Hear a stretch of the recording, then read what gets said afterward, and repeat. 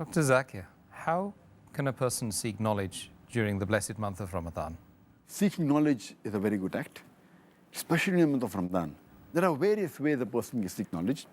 Besides studying the Quran, which is recommended thing during Ramadan, a person should even read the translation of the Quran. He should read the book of Hadith. And as far as possible, he should read the books which are Saheeh, the books of authentic Hadith. The best is the Kutub al-Sittah. If you can read that, there's nothing like it. That is Bukhari, Muslim, Sunan Tirmidhi, Sunan Abu Dawud, Sunan Nisai, Ibn Majah. These Kutub al-Sittah are the best.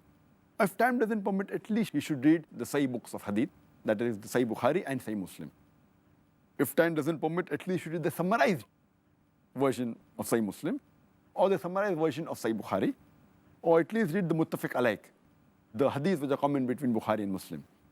He can read the book of the Seerah of the Prophet.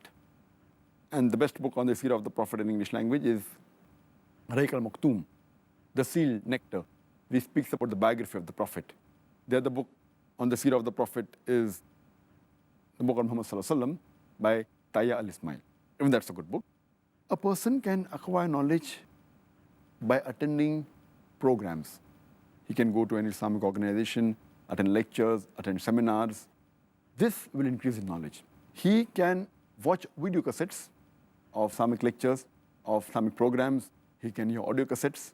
He can go on the internet, go to Islamic websites, go to authentic Islamic websites. So these are ways in which a person can acquire knowledge, and this is a good way of spending your time during the month of Ramadan, acquiring knowledge, and surely you will be benefited and you'll get a great deal of reward.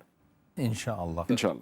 All of those books, of course, you've mentioned are available in various languages around the world, so there's not really much excuse for somebody not to pick them up during the blessed month of Ramadan. So, Dr. Zakir, what does the term husn al-suluk mean, and what does it mean to be good to your family? During the month of Ramadan, normally people have another excuse that because they're fasting, they seem to be tired, they seem to be as though they have been drawn. Prophet advised that you should look cheerful and happy.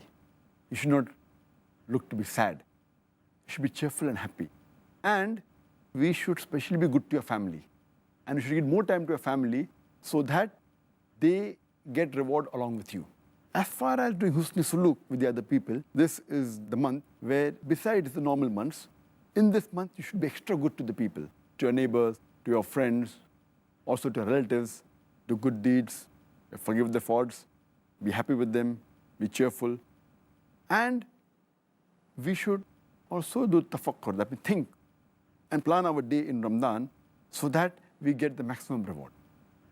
May Allah make it easy for us to be very, very good and righteous and good of character and follow Rasulullah sallallahu alaihi wasallam, the best of character, during this blessed month of Ramadan.